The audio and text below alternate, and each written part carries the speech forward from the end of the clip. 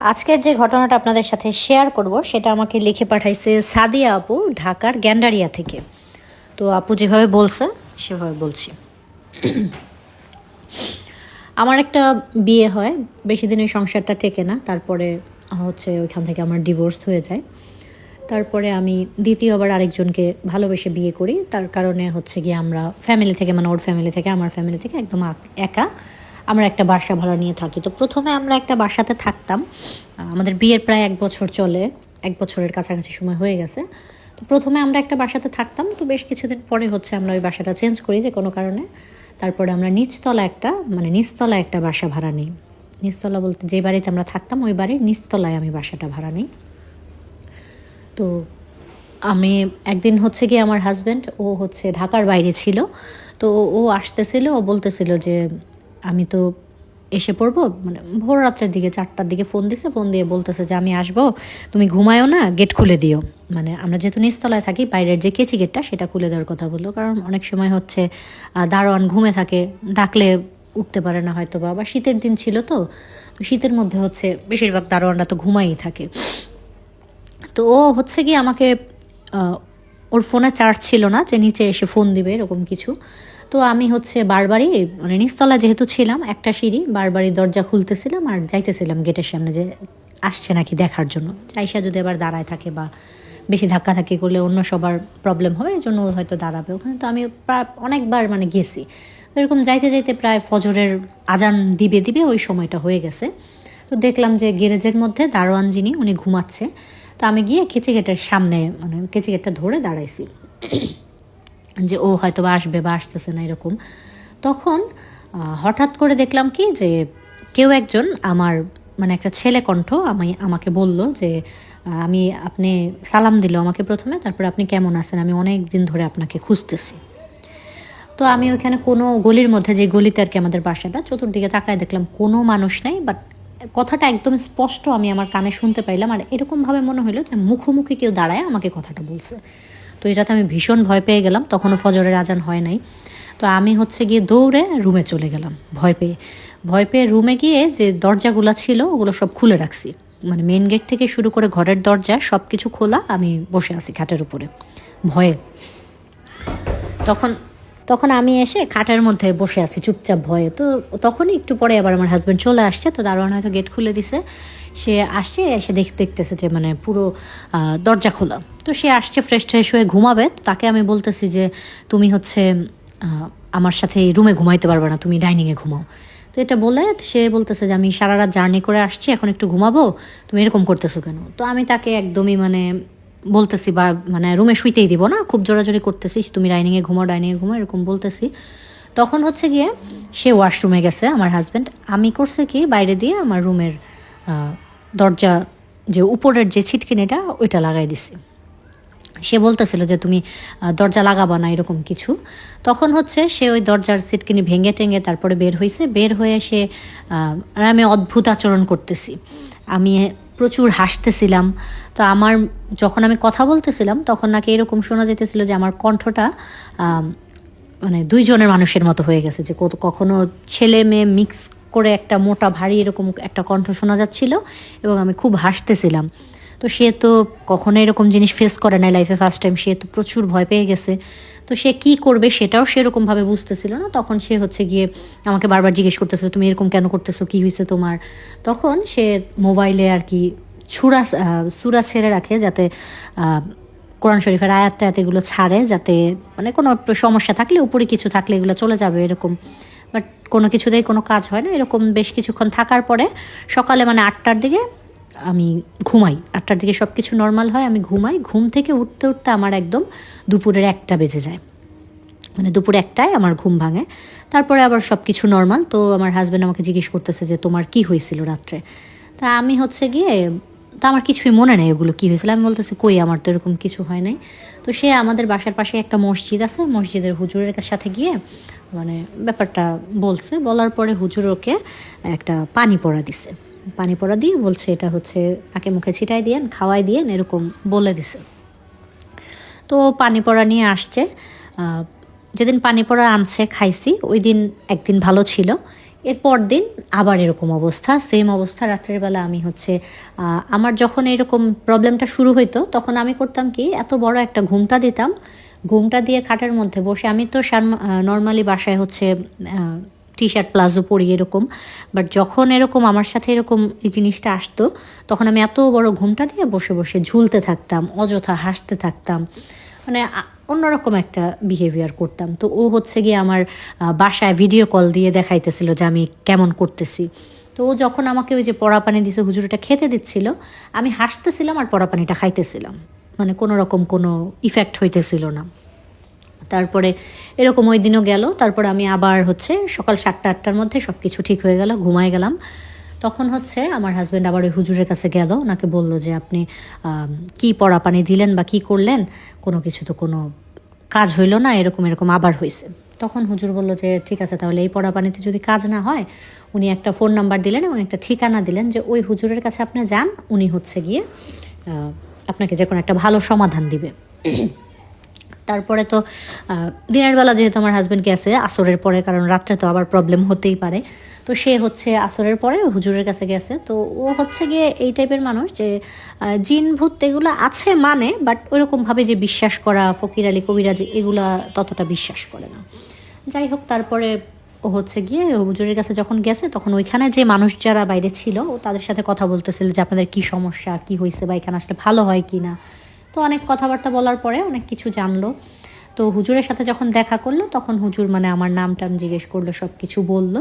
বলার পরে বললো যে ঠিক আছে আপনি চলে যান, আপনি হচ্ছে কালকে সন্ধ্যাবেলা আসবেন, হয়তো মাগরিবের পরে আসবেন, না হলে এশারের পরে আসবেন, আজকে আপনাকে কোনো তদবির দিব না। তো ও হচ্ছে গিয়ে সব ঘটনাটা বলল যে হুজুর এরকম তো আগের দিন রাত্রে হয়েছে, আজকেও তো হতে পারে, মানে ও তো ব্যাপারটা খুব ভয় পেয়ে গেছে। তখন হুজুর বলতেছে যে একদিনে আর কি হবে, আপনাকে তো মেরে আর ফেলবে না, তো যান বাসায়, সমস্যা নেই। তো হুজুর ওকে এভাবেই পাঠিয়ে দিল, কোনো তদবির দিল না।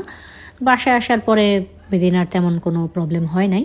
বাট পরদিন থেকে যে জিনিসটা হয়েছে, ও যখন হুজুরের কাছে যাবে সেজন্য আসতেছিল, রাস্তায় প্রথমত ওর জুতা ছিঁড়ে গেছে, তারপরে ও যে রিক্সায় আসতেছিল রিক্সা থেকে নামতে হয়েছে 2বার করে, বাসায় এসে গোসল গোসল করে ফ্রেশ হয়েও যাবে, আসার পরে কলে পানি নাই, এরকম মানে আজব আজব জিনিস ওর সাথে ঘটতেছিল, যেন ওই জায়গাটা যাওয়াতে ওকে কেউ বাধা দিতেছে এরকম। তো তারপরে আমার যে এরকম আর কি, এটা তো আমার তো তেমনভাবে কোনো কিছু মনে থাকতো না, আমি হচ্ছে আমার হাজব্যান্ডের কাছ থেকে শুনছি সব কিছু। তো ও হচ্ছে কি আমাকে বললো যে আমি যে ডাইনিং রুমে আমি পায়চারি করতেছিলাম, থাকে না অনেক সময় মানুষ টেনশনে থাকলে একজন পুরুষ মানুষ কিভাবে হাঁটে, বড় বড় পা দিয়ে পেছনে হাত দিয়ে, আমি পুরো ঘরে শুধু পায়চারি করতেছিলাম। তো ও আমাকে জিজ্ঞেস করতেছে যে কী হয়েছে, তো আমি একদম এরকম বিহেভ করতেছিলাম যে আমি একদম নর্মাল, কোনো কোনো সমস্যা নেই আমার, কেন হুজুর তুমি যেখানে যাবা যাও, ওকে বলতেছিলাম এরকম। তো ও হুজুরের সাথে গেল, হুজুরের কাছে যাওয়ার পরে ও যখন ওখানে গিয়ে কথা বলছে আমার হাজব্যান্ড, তখন বলতেছে যে এটা তোমার ওয়াইফের সাথে এখন না, এটা ওর সাথে সেই ছোটোবেলা থেকে আসে, যখন ওর 10-11 বছর বয়স ওই সময়টা থেকে ওর সাথে থাকে। তো এটা খুব মানে ওর উপরে খুব গভীরভাবে এটা আছে অনেক দিন যাবৎ। তো এটা নর্মাল, মানে খুব সহজে এটাকে ছাড়ানো যাবে না, এরকমভাবে বলে হুজুর। তো ও বলে যে আমরা যে বাসাটায় থাকতেছি নিচতলা, যেহেতু বাসাটায় কি কোনো প্রবলেম আছে কিনা, তখন হুজুর বলে যে না, তোমরা যে বাসায় থাকতেছো সেখানে কোনো প্রবলেম নাই। তো হুজুর বললো যে তুমি হুজুরকেও বললো যে আমাদের তো 1 বছর হয়ে যাচ্ছে বিয়ে হয়েছে, এর মধ্যে তো কোনো প্রবলেম দেখলাম না। তো ও বলতেছে যে না দেখো নাই, এখন হয়েছে। তো হুজুর এগুলো বললো, বলার পরে হুজুর আমাকে পানি পড়া দিল গোসল করার জন্য, একটা পানি পড়া দিল নাকে মুখে ছিটানোর জন্য, খাওয়ার জন্য, আর হচ্ছে গিয়ে তেল পড়া দিল। তেল পড়াটা হচ্ছে নাকে কানে কপালে এরকম দিতে হয়। তো বলছে এগুলো আর কি নিয়ম করে দিল যে সকালে একবার, দুপুর একবার, রাত্রে একবার দিতে হবে, এটা দিয়ে গোসল করাইতে হবে, তেল টেল দিতে হবে, এগুলো সব কিছু বুঝায় বলে দিল। তো আমাদের সাথে হচ্ছে আমার একটা কাজিন থাকতে আসছে, যে ওর হচ্ছে গিয়ে আমাকে, তো আমার হাজব্যান্ড চলে গেলে কে দেখবে, কে দিবে তেল টেল, ওই জন্য আমার কাজিন আসলো আমার এখানে। তো আমার হাজব্যান্ড হচ্ছে ও একটু সহজ সরল টাইপের, তো কিছু মানে অনেক বেশি বুঝে না এরকম না। তো আমার হাজব্যান্ড খাতায় লিখে লিখে ওকে সব কিছু বলছে, আর হুজুর বারবার বলে দিছে তুমি এটা 41 দিন করতেই হবে, এর মাঝে অনেক বাধা আসবে, অনেক কিছু হবে, এই জিনিসটা বারবার চাইবে তোমাকে যাতে তুমি না করো জিনিসগুলো, বাট আপনাকে 41 দিন এই জিনিসটা পুরোপুরি করতে হবে, যদি একদিন মিস হয় তাহলে এটা আবার প্রথম থেকে শুরু করতে হবে। তো আমার হাজব্যান্ডের কথা ছিল যে এটা করতেই হবে যেভাবেই হোক। তো ও তো সকালে করে যেত, রাত্রে এসে আমার হাজব্যান্ড করাইতো, আর দুপুরের সময়টা তখন আমার হচ্ছে যে বোন থাকতো বাসায়, ও দিত। পানি পড়াগুলো। তো প্রথম দিন তো মানে নর্মালি পানি টানি যখন মুখে দিত আমি প্রচুর মানে আমার এরকম হয়তো চেহারার পুরা ধরন চেঞ্জ হয়ে যেত, চেহারা পুরো একদম কালো হয়ে যেত, আমার ভয়েস চেঞ্জ হয়ে যেত। আমি একদম সহ্য করতে পারতাম না যখন আমাকে এই পানিগুলো আমার শরীরে দিত, বা তেলটা বিশেষ করে যখন দিত, বা গোসল করাইতো যখন, তখন এরপরে আমার সাথে যেটা হইলো, তো প্রথম তো কিছুদিন তেল পরাটা দেওয়ার পরে এরকম হয়তো যখন আমার নাকে মুখে তেলটা দিত, তখন আমি সাথে সাথে মানে 2-1 সেকেন্ডের মধ্যে না আমি ঘুমায়া যেতাম। ঘুম থেকে প্রায় 15-20 মিনিট পর আমাকে ডাইকা ডাইকা তুলতো। তখন আমার মনে হইতো আমি যেন কত শান্তির একটা ঘুম দিয়ে তারপরে উঠছি, এরকম মনে হইতো। তো এরকমভাবে তো কিছুদিন দিল, কিন্তু আমাকে মানে জিনিসটা যে খুব সহজে যে তেলটা আমাকে দিবে এরকম দিতে পারতো না। আমি একদমই দিতাম না, খুব জোরাজোরি করতাম, একদম অসহ্য লাগতো আমার কাছে। তো আমি কি করতাম, যখন এরকম তেল নিয়ে আসতো বা পানি নিয়ে আসতো আমার নাকে মুখে ছিটানোর জন্য, দেওয়ার জন্য, তখন আমি বলতাম যে আমি আমার কাপড় চোপড় খুলে ফেলবো, আমি বাসা থেকে বের হয়ে যাব কাপড় চোপড় খুলে, এরকম কথা বলতাম। তো একদিন তো এরকম হয়েছে, আমি আমার পরার কাপড় চোপড় সব খুলেই ফেলছি, তারপরে কাঁথা দিয়ে জড়ায় আমাকে ধরে রাখছে আমার হাজব্যান্ড। তারপরে আমার যে বোনটা ছিল ও খুব মানে জোরাজোরি করতো, আমার সাথে পারতো না, ওরা দুইজনেও আমার সাথে পারতো না, আমার এত শক্তি ছিল।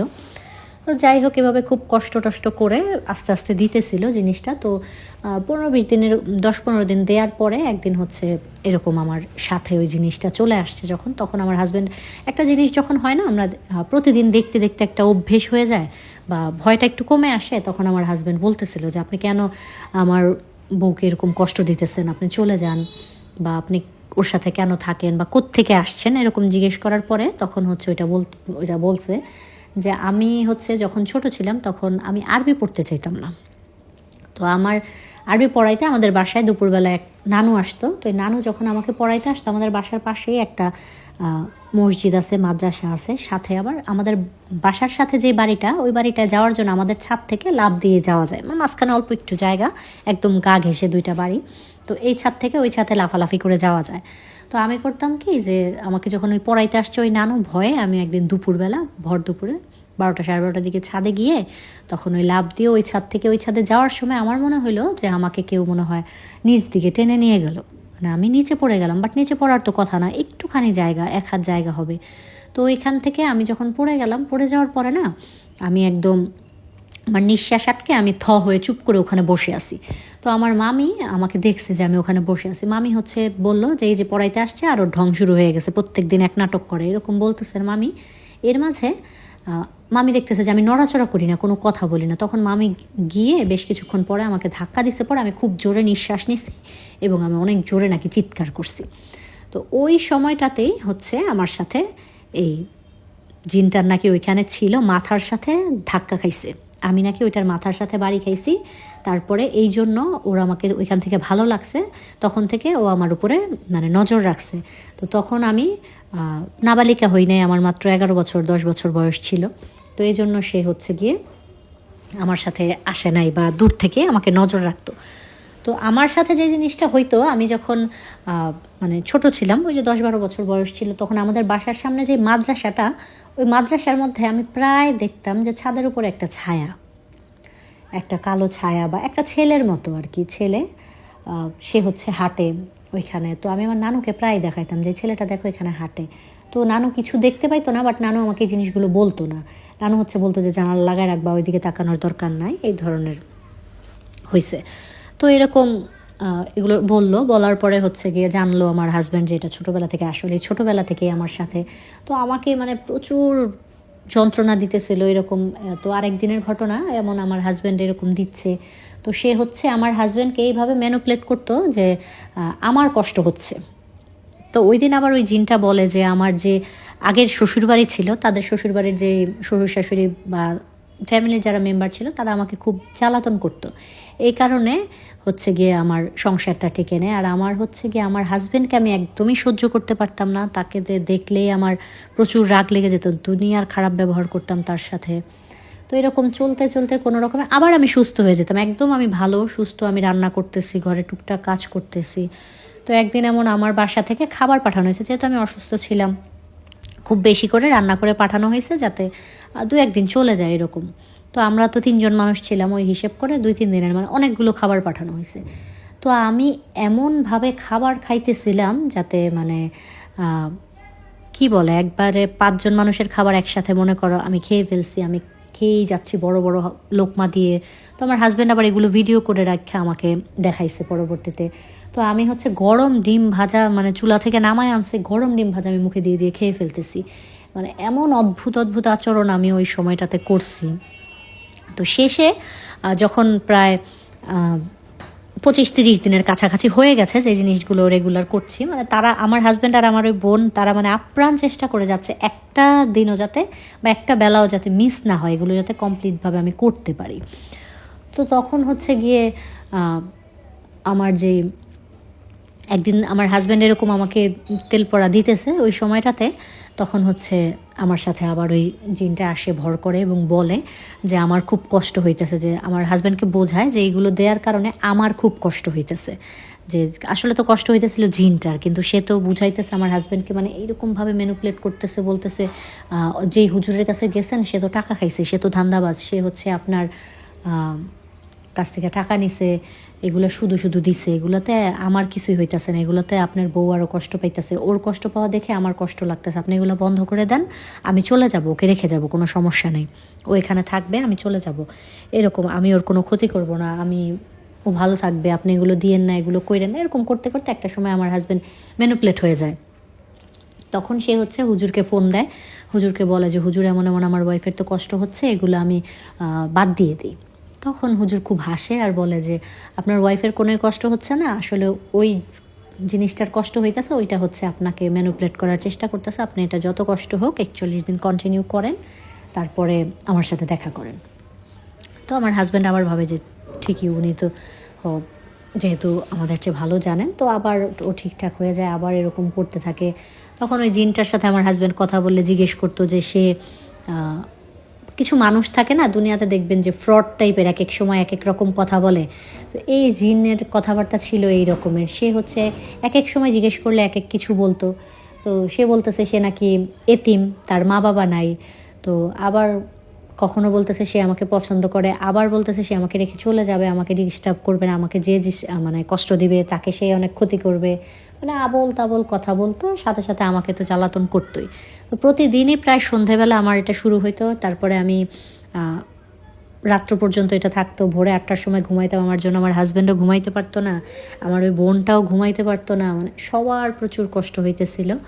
তারপরে যখন 30-35 দিন এটা জিনিসটা কন্টিনিউ হয়ে গেল, তখন আস্তে আস্তে আমি নর্মাল হইতে শুরু করলাম। এখন আর আমার হচ্ছে সমস্যাগুলো এরকমভাবে হয় না, আমাকে তেল দেওয়ার জন্য জোর করতে হয় না, পানি দেওয়ার জন্য কোনো জোর করতে হয় না, আমি পানি নিজেরটা নিজে দিতে পারি, মুখে তেলও দিয়ে দিই, গোসল করি পানি দিয়ে নর্মালি। পরে 41 দিন সব কিছু কমপ্লিট করলাম, করার পরে আবার হুজুরের সাথে যখন আমার হাজব্যান্ড দেখা করলো, তখন হুজুর আমাকে 2টা শরীর বন্ধ রাখার 2টা তাবিজ দিল, আর বলল যে না এরকম আর হবে না, ওটা চলে গেছে। বাট ওটা চলে যাওয়ার পরে আমার হচ্ছে পুরো শরীরে কালো কালো দাগ হয়ে গেছে। তো এটা যখন হুজুরকে বলল, তখন হুজুর বলল যে এটা এত বছর যাবত আপনার ওয়াইফের সাথে ছিল, এখন যখন এটা চলে যাবে কিছু না কিছু ছাপ তো রেখেই যাবে, তো এই কারণে হচ্ছে শরীরে ওই কালো কালো দাগগুলো হয়ে গেছে, এটা আস্তে আস্তে ঠিক হয়ে যাবে। কিন্তু এই ঘটনার পর থেকে আমার যেরকম মনে হয়, আমি যখন রান্নাঘরে রান্না করতেছি তখন আমার এমন মনে হয় পেছন থেকে কেউ একজন দাঁড়ায় আছে আমার পেছনে, বা আমি নামাজ পড়তে বসছি আমার সামনে দিয়ে কেউ একজন দৌড়ে চলে গেল, এরকম আমার কাছে প্রায়ই মনে হয়। তো আমার হাজব্যান্ড যখন আবার হুজুরকে জিজ্ঞেস করলো, তখন ও বলল যে হুজুর বলল যে ওর সাথে এই জিনিসটা অনেক দিন ছিল, ওই জিনিসটা যখন ও শুনছে সব ঘটনাগুলো খুব ভয় পেয়ে গেছে, যার কারণে ওর কাছে এই জিনিসগুলো মনে হচ্ছে, আসলে এমন কিছুই নাই। তো তারপর এই ঘটনার পর থেকে আলহামদুলিল্লাহ আমার সাথে তেমন আর কোনো রকম কোনো ঘটনা ঘটে নাই, এখন অবধি খুব ভালো আছি, কোনো রকম কোনো প্রবলেম নাই। তো এটাই ছিল আপুর গল্পটা, যেটা রিসেন্টলি আপুর সাথে ঘটছে। আর সবচেয়ে মানে একটা কথা হচ্ছে, আপু হচ্ছে গল্পটা লিখে পাঠাইছে অর্ধেক, ভয়েস পাঠাইছে অর্ধেক। তো ভয়েসের অংশটা হচ্ছে আমি বলতে পারি না, ভয়েসটা বলতে আমার কষ্ট হয়, যার কারণে আমি সবাইকে বলে দিই যে ভয়েস পাঠাবেন না। তারপর আপু যেহেতু পাঠাইছে, লিখেও পাঠাইছে, ভয়েসেও পাঠাইছে, আমার যতটুকু আমার মনে আছে আমি বললাম, বাকিটা হয়তো বা ভুল ত্রুটি হতে পারে। আপু আপনি দেখবেন ক্ষমা সুন্দর দৃষ্টিতে, অনেক কিছু হয়তো বাদ পড়ে গেছে, বা অনেক কিছু হয়তো কিছু আমি এক্সট্রাও বলে দিতে পারি, আমার খেয়াল নাই। তো ঘটনাটা কেমন লাগলো সেটা অবশ্যই জানাবেন, বেশি বেশি করে কমেন্ট করবেন। আর আপনাদের যদি থাকে এরকম কোনো স্টোরি যেটা আপনার সাথে ঘটছে বা আপনার আশেপাশে আপনার জানা কোনো ভৌতিক কোনো রহস্যজনক ঘটনা এবং সেটা খুব বড় ধরনের ঘটনা, সেটা অবশ্যই আমার সাথে লিখে পাঠাবেন। আপাতত আমি ওই ছোট ছোট মানে ছোট ছোট স্টোরিগুলো নিচ্ছি না, তো সবাই একটু লিখে পাঠাবেন। হয়তো বা আপনার ঘটনাটা যদি আমার পছন্দ হয়, আমার নেক্সট ভিডিও হতে পারে আপনার ঘটনা দিয়ে। তো সবাই ভালো থাকবেন, সুস্থ থাকবেন। আল্লাহ হাফেজ, শুভরাত্রি।